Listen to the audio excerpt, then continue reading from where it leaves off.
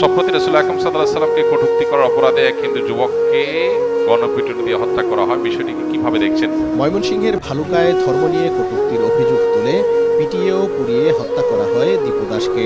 অথচ র্যাব বলছে সেই অভিযোগের কোনো প্রমাণ এখনো পায়নি তারা। দেখুন, আমাদের একটা জিনিস মাথায় রাখতে হবে, আমাদের নবী করিম সাল্লাল্লাহু আলাইহি সাল্লামকে কেউ কটূক্তি করলে, ধর্ম অবমাননা করলে, কোরআন হাদিসকে নিয়ে বাজে মন্তব্য করলে একজন মুসলমান হিসেবে আমরা সংক্ষুব্ধ হই, আমরা কষ্ট পাই।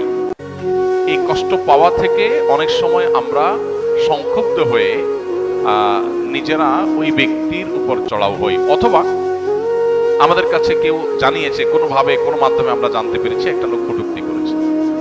এমনও হতে পারে যে কটূক্তি করেছে সে মানসিক রোগী হতে পারে, আবার হতে পারে সে ঠান্ডা মাথায় কটূক্তি করেছে, আবার হতে পারে কটূক্তির কথা যেটা আমরা শুনতে পাচ্ছি যে লোকটা কটূক্তি করেছে